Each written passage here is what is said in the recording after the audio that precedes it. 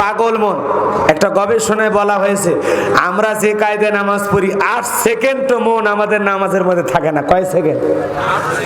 8 second স্থির ভাবে মন নামাজের মধ্যে থাকে না। এত অস্থির, এত পাগল আমাদের মন। কথা কথা কি মন আমাদের বলেন? কি মন? পাগল মোহন মন রে, মন কেন উল্টো পাল্টা বলে। অজুতেও তারা উড়ে, অজু করতে গিয়ে এক মুরব্বী তারা উড়ে করে অজু করছে, এক ঠ্যাং না ধুয়ে মসজিদে ঢুকছে। তাইসালা মসজিদ পিছলে গেছে, আসা একদিক লঙ্গি একদিক, তাও বলে আল্লাহু আকবার। আছে না না? এরকম তারা উড়ে করলে সালাত হবে?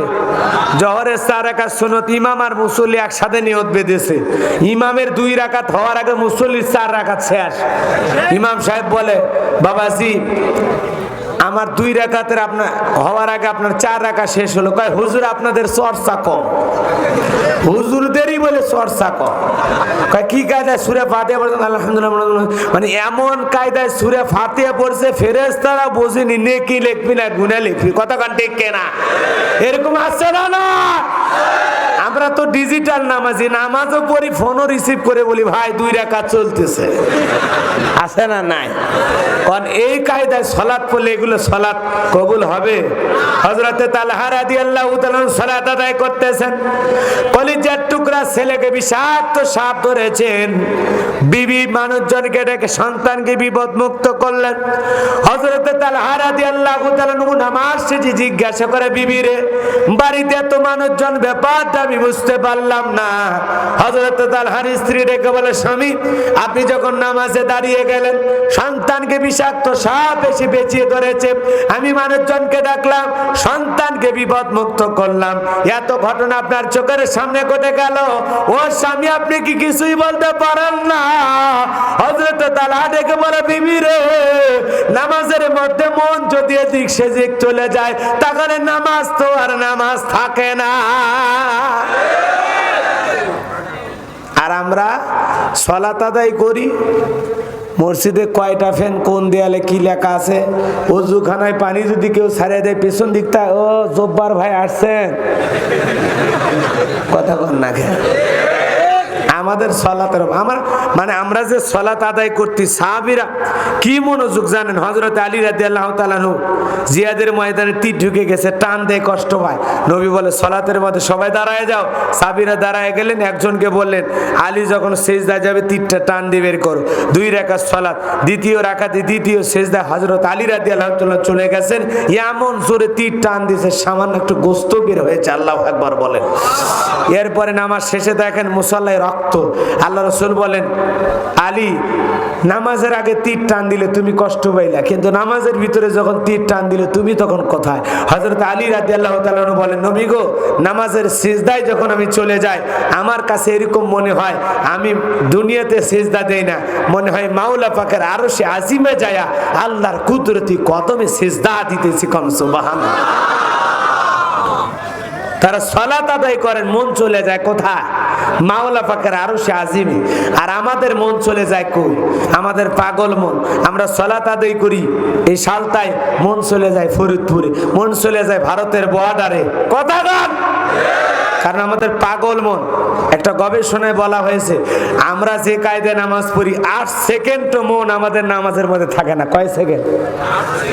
8 সেকেন্ড স্থির ভাবে মন নামাজের মধ্যে থাকে না।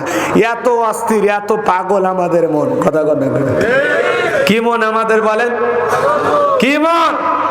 পাগল মোহন মন রে, মন কেন উল্টো পাল্টা বলে।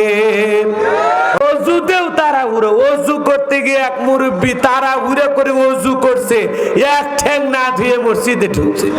তাইসালা মসজিদ পিছলে গেছে, আসা একদিক লঙ্গি একদিক, তাও বলে আল্লাহু আকবার। আছে না না? এরকম তাড়াহুড়ো করলে সালাত হবে? জোহরের 4 রাকাত সুন্নত, ইমাম আর মুসল্লি একসাথে নিয়ত বেঁধেছে। ইমামের 2 রাকাত হওয়ার আগে মুসল্লির 4 রাকাত শেষ। ইমাম সাহেব বলে বাবাজি আমার 2 রাকাতের আপনার হওয়ার আগে আপনার 4 রাকাত শেষ হলো। কয় হুজুর আপনাদের চর্চা কম, হুজুরদেরই বলে চর্চা কম। কয় কি কায়দায় সূরা ফাতিহা পড়ছেন আলহামদুলিল্লাহ, মানে এমন কায়দায় সূরা ফাতিহা পড়ছে ফেরেশতারা বোঝেনি নেকি লিখবি না গুনাহ লিখবি। কথা কান ঠিক কেনা? এরকম আছে না? না, আমরা তো ডিজিটাল নামাজি, নামাজও পড়ি, ফোনও রিসিভ করে বলি ভাই 2 রাকাত চলতেছে, আছে না? নাই। কারণ এই কায়দায় সালাত পড়লে এগুলো সালাত কবুল হবে।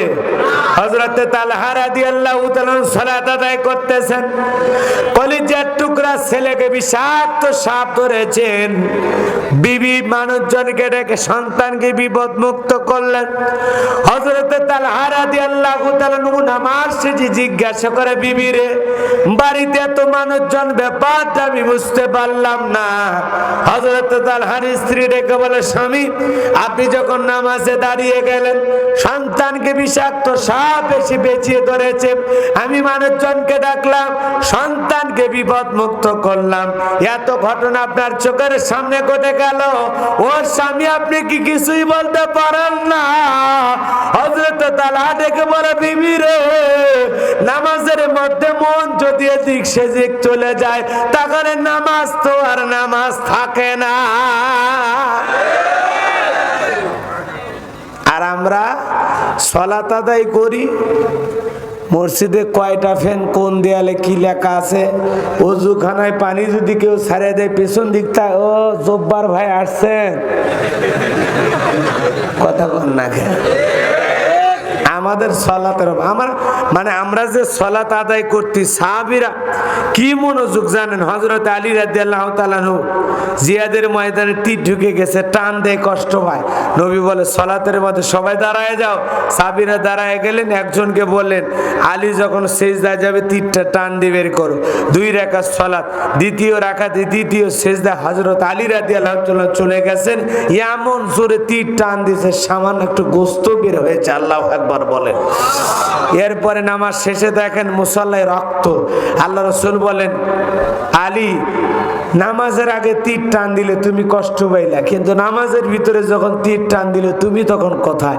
হযরত আলী রাদিয়াল্লাহু তাআলা বলেন, নবী গো, নামাজের সিজদায় যখন আমি চলে যাই, আমার কাছে এরকম মনে হয় আমি দুনিয়াতে সিজদা দেই না, মনে হয় মাওলা পাকের আরশে আজিমে যায়া আল্লাহর কুদরতি কদমে সিজদা দিতেছি। কোন সুবহানাল্লাহ।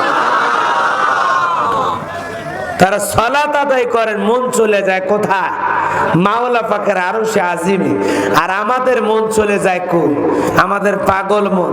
আমরা সালাত আদায় করি এই সালতায়, মন চলে যায় ফরিদপুরে, মন চলে যায় ভারতের বর্ডারে। কথা বল। কারণ আমাদের পাগল মন। একটা গবেষণায় বলা হয়েছে, আমরা যে কায়দায় নামাজ পড়ি 8 সেকেন্ডও মন আমাদের নামাজের মধ্যে থাকে না। কয় সেকেন্ড? 8 সেকেন্ডও স্থির ভাবে মন নামাজের মধ্যে থাকে না। এত অস্থির, এত পাগল আমাদের মন। কথা বলেন, কি মন আমাদের বলেন? কি মন? পাগল মন, মন রে, মন কেন উল্টো পাল্টা বল।